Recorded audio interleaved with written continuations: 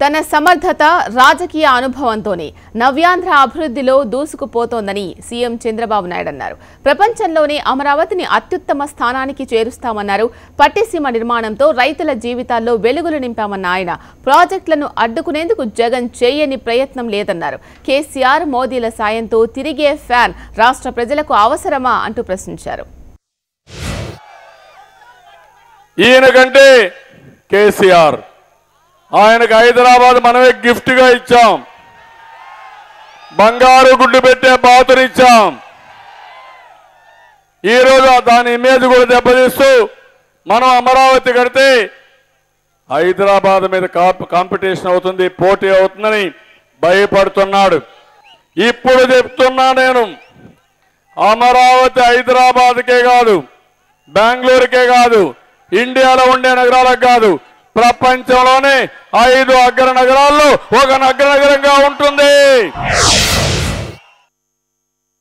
2 నెలల్లో నేను ఆలోచించాను, నా తెలివి సమర్థత ఉపయోగించాం. 2 నెలల్లో కరెంటు కొరత లేకుండా చేసింది మనమేనని చెప్పి మీకు తెలియజేస్తున్నా. ఆ తర్వాత ఎక్కడైనా కరెంటు కొరత ఉందా మీకు? 9 గంటల వ్యవసాయానికి, ఇండ్లకు 24 గంటలు, ఇండస్ట్రీకి 24 గంటలు ఇచ్చామంటే అది మన సమర్థత అని చెప్పి కూడా నేను మీకు తెలియజేస్తున్నా. కేసీఆర్ మన కరెంటు వాడాడు. 5,000 కోట్లు ఇవ్వాలి, 5,000 కోట్లు ఇవ్వకుండా ఎగ్గొట్టాడు. అడిగితే మనమే 2,000 కోట్లు ఇవ్వాలంటున్నాడు. ఇది ఎక్కడ న్యాయమో నాకైతే అర్థం కాల. నేను ఆలోచించాను, పోలవరం రావాలంటే 5 ఏళ్ళు పడుతుంది. పట్టిసీమ పెట్టి కాలువలు రిపేర్ చేసి మీకు నీళ్లు ఇవ్వాలని పట్టిసీమ పూర్తి చేశారు, రికార్డు టైం. తమ్ముళ్ళు, ఆ పట్టిసీమ లేకపోతే మీ గుంటూరుకి తాగడానికి కూడా నీళ్లు లేవు. పట్టిసీమ దగ్గర కోర్టుకు వెళ్ళాడు, అవినీతి ఆరోపణలు చేశాడు, ట్రిబ్యునల్ వేశాడు.